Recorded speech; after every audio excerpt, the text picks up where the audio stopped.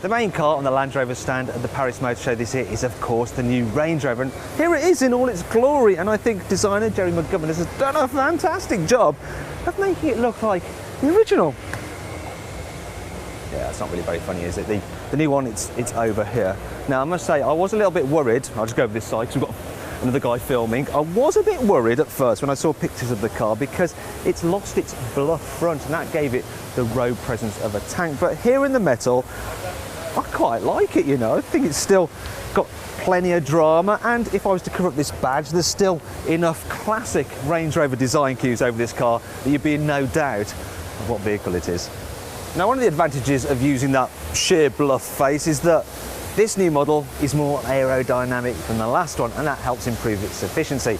However, the biggest gains in efficiency this car has made is due to weight-saving measures. It's almost 500 kilograms lighter than the old car, and even though the body is bigger than before, the body shell itself is lighter. It's even lighter than the Evoque's, and it's actually lighter than a Mini Countryman's.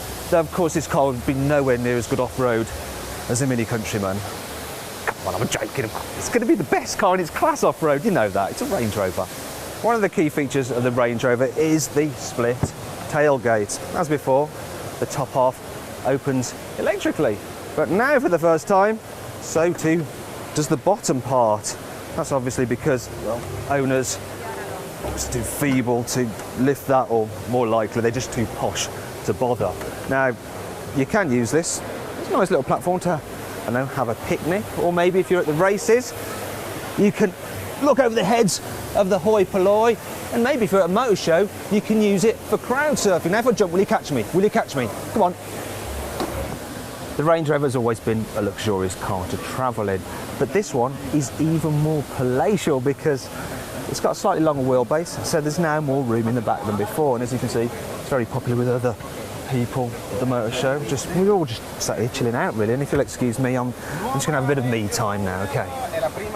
While I relax, I'll give you a moment to have a look around the new Range Rover's beautiful interior.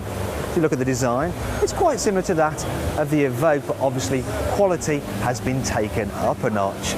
It's also much more simplistic than before. That centre console, it's got very few buttons on it, and it just feels de rigueur.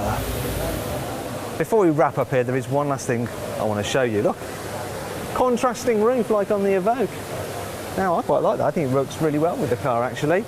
Other things you need to know, well, the new Range Rover will go on sale next year, priced from about £64,000. Engine choices, you'll be able to get supercharged V6 and V8 petrols. There'll be a V8 diesel and a V6 diesel, which will be capable of 30 miles per gallon. No, it won't. It'll be capable of 40 miles per gallon. Even I can't believe it. I got confused. It'll also do less than 200 grams per kilometre of carbon dioxide. However, there will also be a hybrid version, obviously for the diesel-hating American market.